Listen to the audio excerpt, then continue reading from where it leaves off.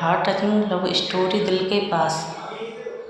रमेश और गुड़िया की शादी तय हो गई थी। दोनों फोन पर आपस में घंटों घंटों बातें करते रहते थे। बीच बीच में दोनों का मिलना भी हो जाता था। दोनों परिवार और बच्चों के बीच अच्छे संबंध बनते जा रहे थे। दिसंबर में दोनों की शादी की तारीख निर्धारित थी। अभी शादी के 6 महीने बाकी थे। दोनों मिलकर pre wedding, post wedding, pregnancy photoshoot से लेकर बच्चे तक सोच रखे थे। दोनों बहुत खुश थे, लेकिन होने को कौन टाल सकता है। एक दिन गुड़िया और रमेश किसी रेस्टोरेंट में मिले। घंटों बातचीत करते करते समय अधिक हो गया। शाम हो चुकी थी। रमेश गुड़िया को घर भेजने के लिए सड़क पर ऑटो देख रहा था, लेकिन संयोगवश ऑटो नहीं मिल पा रहा था। काफ़ी देर बाद रमेश ने कहा, चलो मैं बाइक से तुम्हारे घर के पास छोड़ दूंगा, फिर मैं वापस आ जाऊंगा।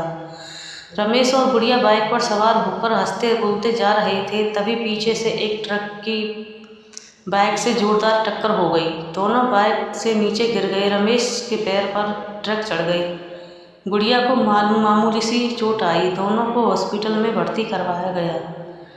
डॉक्टर ने रमेश के बाएं पैर को काटने के लिए कहा, जिसके बदले में नकली पैर लगाया गया। इस बात की खबर गुड़िया को हो गई, जिसके कारण उसका रो होकर बुरा हाल हो गया। वह पूरी तरह सदमे में चली गई। 3 महीने बाद रमेश ठीक होकर घर आया।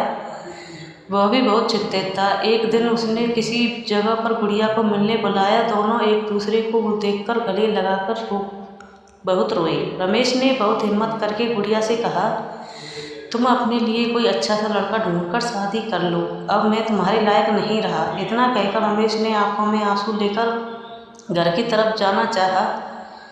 गुड़िया ने उसे अपनी तरफ खींचकर गाल पर चांटा जड़ते हुए कहा, आज के बाद तुम्हारी जुबान पर ऐसा शब्द आया तो ठीक नहीं होगा। रमेश और गुड़िया दोनों एक दूसरे को पकड़कर रोने लगे।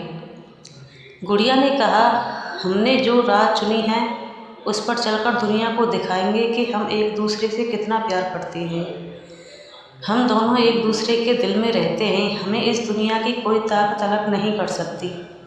इस तरह से उसी तारीख पर दोनों की शादी करके लोगों के लिए एक मिसाल पेश करती और अपने बनाए सारे अरमान भी पूरे किए। दोनों हंसी खुशी जीवन जीने लगे।